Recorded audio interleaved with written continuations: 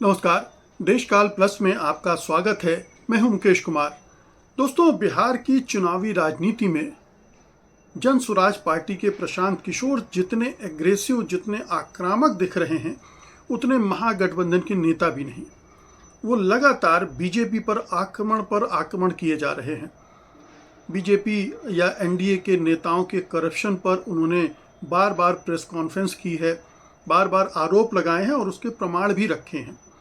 अब उन्होंने एक नया आरोप लगाया है कि उनके उम्मीदवारों को धमकाया गया है, धमकाया जा रहा है, उनको नॉमिनेशन फाइल करने नहीं दिया गया। ये तमाम चीज़ें हुई हैं बीजेपी की तरफ से, और वो छोटे मोटे नेता की तरफ से नहीं, बल्कि गृह मंत्री अमित शाह और केंद्रीय मंत्री धर्मेंद्र प्रधान के तरफ से हुआ है। उन्होंने बाकायदा प्रेस कॉन्फ्रेंस करके इसके उदाहरण भी दिए हैं, प्रमाण भी दिए हैं।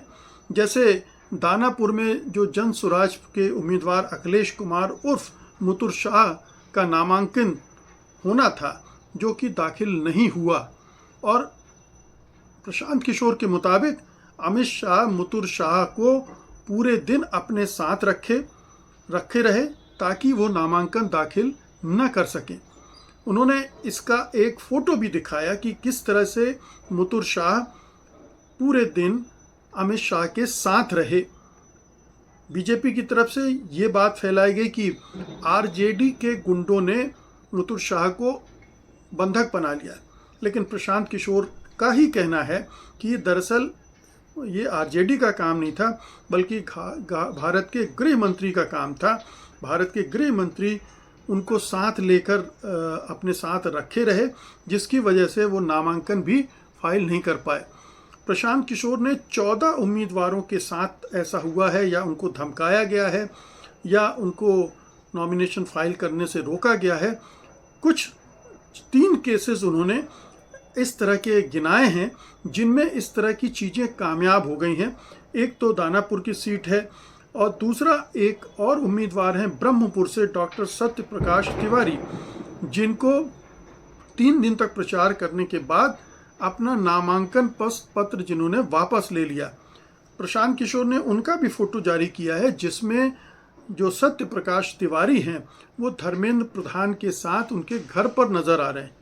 यानी बीजेपी के बड़े नेता मंत्री जन स्वराज पार्टी के नेताओं को पर दबाव बना रहे हैं, या लालच दे रहे हैं, या तोड़ रहे हैं, फोड़ रहे हैं।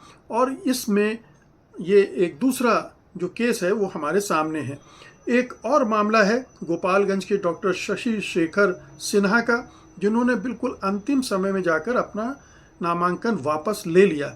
और प्रशांत किशोर का दावा है कि सिन्हा ने दबाव डालने जाने की शिकायत की है, और इसके बाद 2 घंटे बाद उन्होंने अपना फ़ोन ही बंद कर दिया। उनका दावा है कि उनको वहाँ के स्थानीय भाजपा नेताओं ने घेर लिया था।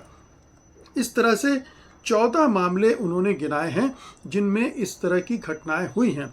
इसके पहले प्रशांत किशोर ने बीजेपी के जो बिहार के उप मुख्यमंत्री हैं, बीजेपी के नेता सम्राट चौधरी, उन पर बहुत गंभीर आरोप लगाए।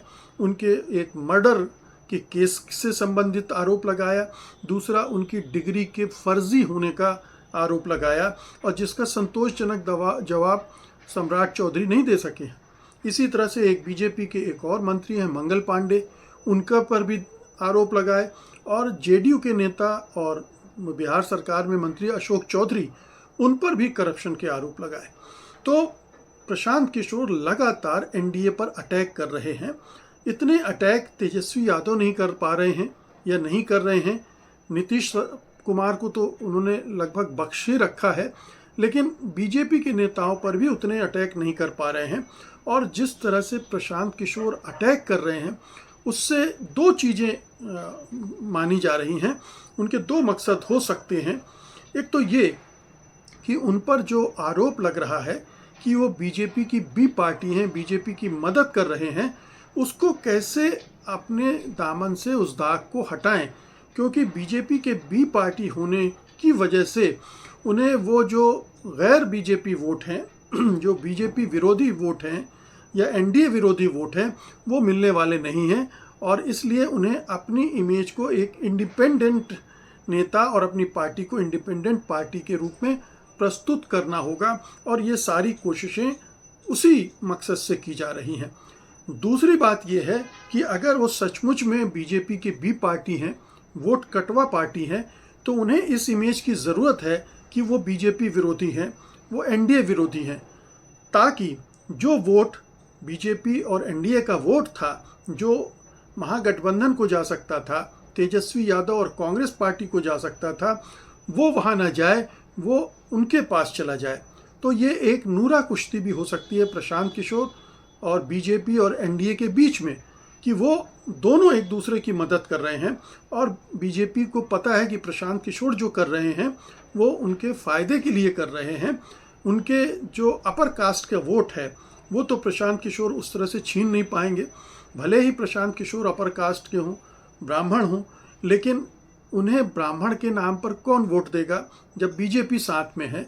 बीजेपी बड़ी पार्टी है, बीजेपी ज़्यादा फ़ायदा दे सकती है, बीजेपी ताकतवर पार्टी है, और प्रशांत किशोर अभी बिहार के राजनीति में नौसिखिए ही हैं, उनका कोई विशेष जनाधार नहीं है। लेकिन बीजेपी के गेम प्लान में उनकी बड़ा महत्वपूर्ण योगदान हो सकता है, बड़ी महत्वपूर्ण भूमिका है, क्योंकि पिछले चुनाव में चिराग पासवान ने जिस तरह से नीतीश कुमार को नुकसान पहुंचाकर 27 सीटों का नुकसान पहुंचाकर उन्हें 43 पर लाकर खड़ा कर दिया था, उसी तरह से इस बार बीजेपी चाहती कि प्रशांत किशोर का इस्तेमाल करके आरजेडी और कांग्रेस को भी इस कम से कम अगर 20-25 सीटों पर नुकसान पहुंचा सके प्रशांत किशोर, तो बीजेपी का काम हो जाता है। अब प्रशांत किशोर इस धारणा को तोड़ना चाहते हैं, या वो इस धारणा को इसलिए तोड़ना चाहते हैं ताकि बीजेपी की कायदे से मदद हो सके, और उनका टारगेट शुरू से वो दिखा रहे हैं कि उनके टारगेट पे आरजेडी सबसे ज़्यादा है, सबसे ज़्यादा वो नुकसान आरजेडी को पहुंचाना चाहते हैं। ये दौर आखिरी दौर में बीजेपी पर अटैक करने से पहले वो आरजेडी पर अटैक कर रहे थे। उन्होंने उम्मीदवारों का चयन भी उसी तरह किया है कि जिससे आरजेडी का वोट कटे, महागठबंधन का वोट कटे। उन्होंने बड़े पैमाने पर मुसलमान उम्मीदवार खड़े किए हैं, यादव पिछड़े और पिछड़ों के भी उम्मीदवार दे दिए हैं। तो कोशिश ये है कि महागठबंधन के वोट कटे।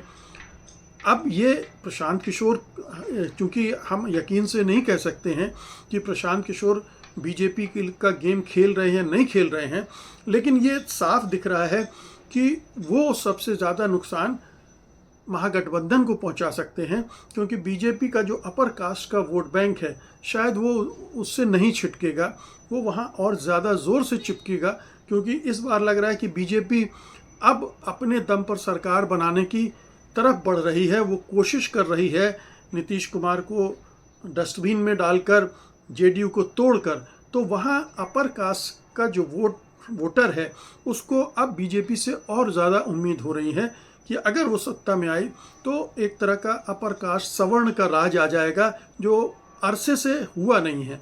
अरसे से ओबीसी लीडर ही वहाँ पर सत्ता संभाल रहे हैं, तो अपर कास्ट बीजेपी को छोड़ के प्रशांत किशोर की तरफ नहीं जाएगा, और प्रशांत किशोर भी जो टारगेट कर रहे हैं वो आरजेडी और कांग्रेस को कर रहे हैं। तो ये जो ज़बानी जमा खर्च है प्रशांत किशोर का वो कुछ और है, और जिस तरह की फील्डिंग उन्होंने सजाई है उसका मैसेज कुछ और निकलता है। बाकी तो हमें परिणामों से ही पता चलेगा कि प्रशांत किशोर ने किसको कितना डैमेज किया, लेकिन अभी की जो स्थिति है उसमें यही लग रहा है, और ये जो नए ताज़े आरोप हैं वो भी उसी दिशा में ही संकेत करते हैं। बहुत बहुत शुक्रिया आपका, धन्यवाद, नमस्कार।